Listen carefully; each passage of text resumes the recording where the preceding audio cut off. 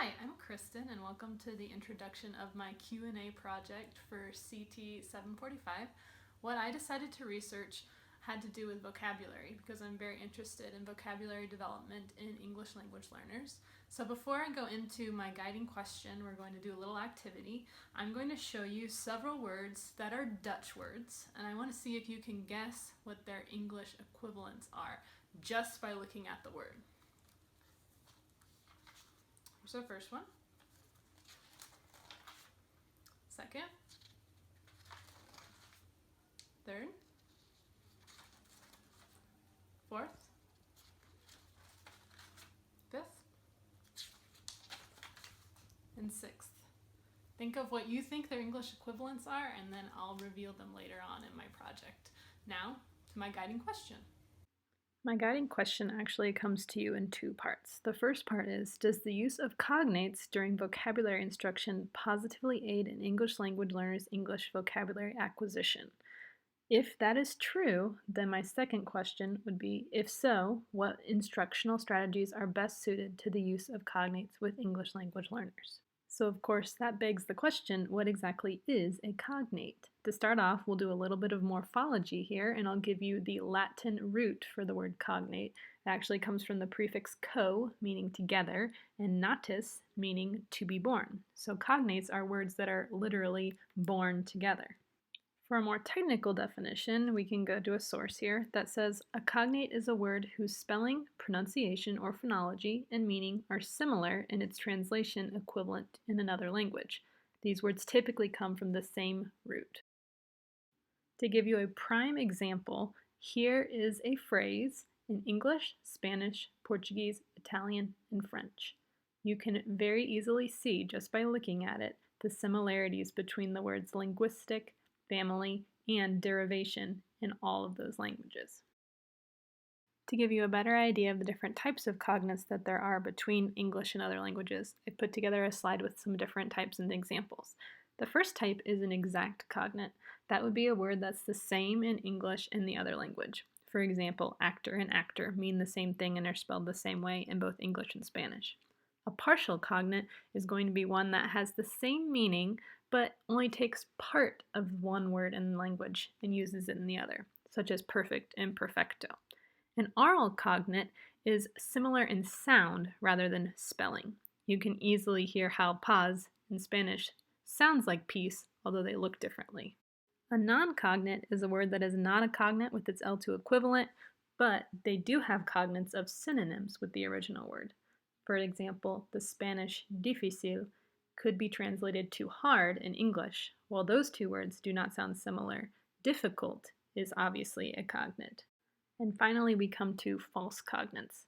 False cognates are words that look like an English equivalent, but actually mean something completely different. For example, the Spanish word pie, which looks like the English word pie, actually means foot. While English is technically a Germanic language, 60% of its words have a Latin base. As a result, students who speak a Latin-based or Romance language, such as Spanish, French, Portuguese, or Italian, are going to have a large percentage of cognates in common between their L1 and English. I chose this graphic in particular to show cognates because it shows academic vocabulary. We know that it can often take ELLs years to truly master academic English, so cognates as a teaching tool can really help our students. There are over 20,000 documented cognates between English and Spanish alone, but there are a few between languages in English that are not in a Latin base. This graphic shows some cognates between English, German, Dutch, Swedish, and Norwegian. Through my research, Dutch was a language that came up again and again as sharing many English cognates, which is why I included it in the beginning activity. From this list, you can see that some of the cognates between English and Dutch are exact. They're spelled the exact same way. Some are partial, and some are actually false. If you can look at the words from the opening activity, apple and apple look very similar, ball and ball, but what we would read in English as boot is actually the Dutch word for boat. This is why we must be careful when using cognates with our students, and this is something we'll come back to later in the presentation. So now that we know what cognates are, we need to talk about whether or not they're effective, which leads us to a contemplation of several theoretical considerations. First, that we need to believe in the foundational ability that all students can learn, even English language learners. Research has shown that English language learners can achieve vocabulary gains of the same magnitude as their monolingual peers.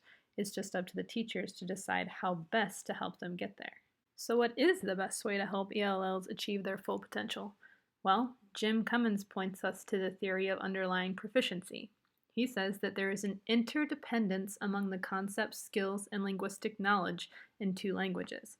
In other words, students rely on their L1 literacy to inform their L2 literacy. Since cognates are naturally part of a student's L1 and L2 literacy, since they share commonalities, this would be a great starting place for teaching vocabulary to students. So, is there proof that cognates help L2 plus students learn vocabulary more effectively? From a psycholinguistic perspective, there is. Evidence has found in the field of psycholinguistics that cognates facilitate word recognition and memory in L2 plus learners. But what's the reason for that? Well, they would point to the cognate facilitation effect. The cognate facilitation effect is when bilingual speakers recognize and produce cognate words more quickly and accurately than non-cognate words. Returning to Cummins' theory, there's a direct link between proficiency in a student's L1 and the cognate facilitation effect. This is because ELLs cannot inhibit their knowledge of their first language. That knowledge is always informing their new studies. Therefore, the greater vocabulary in their L1, the greater their cognate facilitation effect. This has led some people to believe that the cognate facilitation effect is higher in adults because they have a greater vocabulary in their L1. But studies have shown that proficient younger students also have a large cognate facilitation effect that helps them in their English studies. A final theoretical consideration for cognates is the fact that they provide multiple exposures to a vocabulary word. We know from research that a student must encounter a word in at least 10 to 30 times in different contexts before they fully know the definition and the meaning of the word. Cognates provide a foundation that sets the stage as they are exposed to that word in different contexts. There are obviously positive sides to cognates usage with L2 students of any age. However, according to my research, cognates are most effective when two criteria are met. The first criteria is explained in the book Essential Linguistics by Freeman and Freeman. They state that students often fail to draw on their own knowledge base when learning a new language. This means that teachers must explicitly teach what cognates are and how to use them in order for them to be effective as an instructional tool. This is supported by a 1993 study that found that Spanish speakers had more difficulty recognizing Spanish to English cognates than control words on a test. However, after seeing examples of cognates and being told the test had such items, they were then able to identify the cognates when they knew the Spanish word. This is very similar to another Freeman and Freeman theory, which states that it is easier to use morphological word parts to determine a word when you have some prior knowledge and background of the word. In both cases, when students have been explicitly taught what to look for, their usage of vocabulary strategies and the cognate facilitation effect increased. Cognate usage is not automatic, so explicit teaching is essential. The second criterion is that cognates are most effective when used in conjunction with other vocabulary strategies and activities. Cognates alone are not enough for ELLs to learn all of the conversational and academic English that they need, especially if they are coming from a non-Latinate L1. Therefore, cognates should always be used in conjunction with other vocabulary and comprehension strategies. This will help all learners reach their full potential. This is summed up nicely in a quote by Timothy Rodriguez. He writes, "Cognates are not learned automatically, but when they are studied and used in students' reading, writing, and oral language, they become a very effective tool for language learners whose first and second languages share cognates." So now that we know that cognates can be an effective form of instruction, let's look at different ways to include cognates in the general education classroom. I'm going to give some specific ideas that both classroom and ESL teachers can use to aid in their students' vocabulary development by using cognates. One idea is to have the students help you build a cognate word wall. Have students take a page of a trade book or a textbook in their L2 and work in pairs to make a list of all suspected cognates. In a whole class discussion, choose the cognates most relevant and post them in the classroom. Another idea is to have students do cognate word sorts.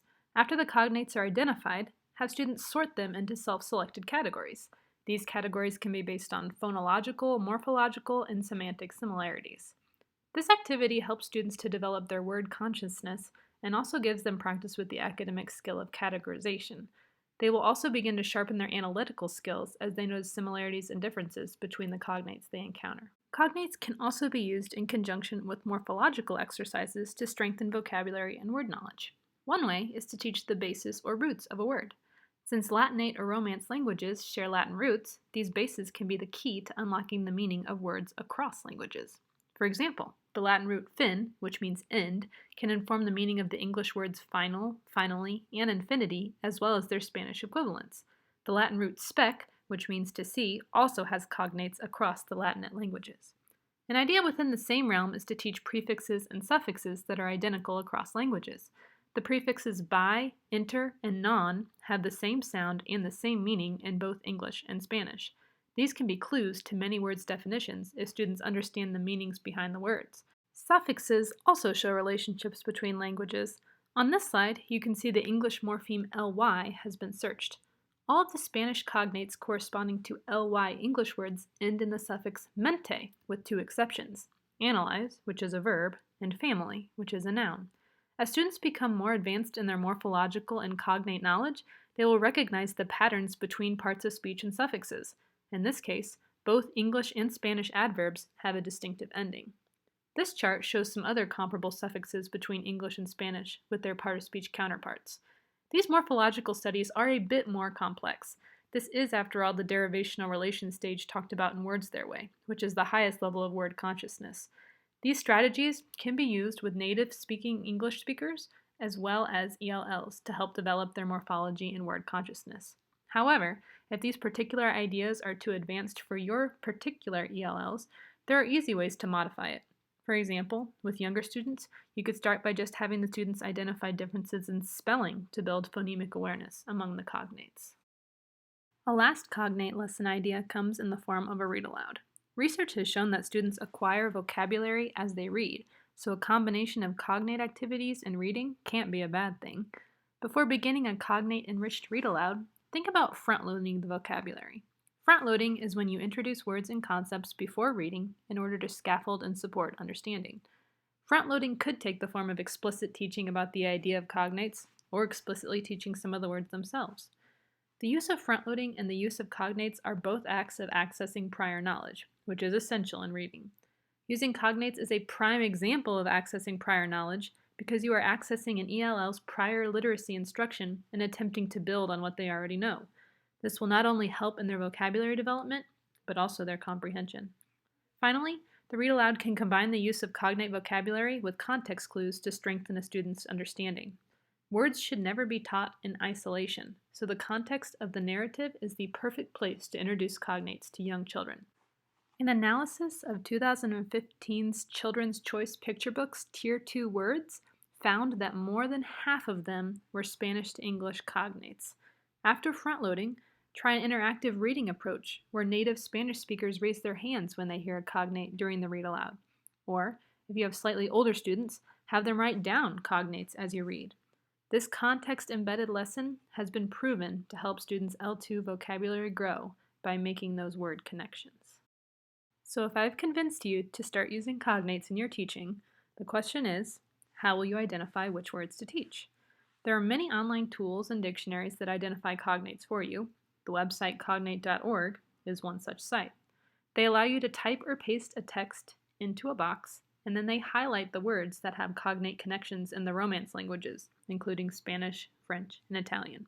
I copied the first few paragraphs of Murder on the Orient Express by Agatha Christie, as that is the book I'm currently reading, and I was surprised at how many cognate connections showed up in just a few lines. Another helpful cognate identification tool that I found is the website listed on this slide. It allows you to search the Children's Choice trade books for English morphemes and Spanish cognates. This would be especially helpful when doing cognate-enriched read-alouds with younger students. The books Essential Linguistics by Freeman and Freeman and Words Their Way also have many more ideas on how to include morphology, which is certainly a part of cognates in vocabulary instruction. I'd like to conclude the presentation with a note on false cognates. Some parents and teachers express worry about the use of cognates in vocabulary instruction because of the existence of false cognates, words that have similar phonology to English words but a completely different semantic meaning. Take the Spanish word embarazada, for example. Based on my L1 knowledge of English, I might say this word means embarrassed. Its actual meaning is pregnant, which is quite different. Research has shown that false cognates do create more errors in L2 students as they're going through the cognitive process of deciding which language to reference when determining this new word. Nevertheless, the presence of false cognates does not take away from the effectiveness of true cognates. The number of false cognates between English and Spanish is around 200. This is such a small number as compared to the real cognates between Spanish and English, which come in at around 20,000. Furthermore, false cognates present more opportunities for word consciousness activities with ELLs. Students can perform word sorts with both real and false cognates, using their analytical skills to determine which words relate to their L1 and which do not. Teachers can also do activities in which they place words in question into context and allow students to use their background knowledge and contextual clues to determine the meaning of each word, whether that is relying on their cognate knowledge or not. All in all, while false cognates exist, they do not negate the power of true cognates, which I firmly believe are an effective vocabulary strategy for ELLs. So, in summary, do cognates aid in the vocabulary development of ELLs? The research points to yes, they do, as long as you use explicit instruction to teach what the cognates are, as well as different vocabulary strategies with the cognates. Some of those strategies that I talked about were developing word consciousness, using word sorts with false cognates, and using read-alouds as vocabulary development with cognates. I hope you learned something from this project, and that concludes my Q&A project.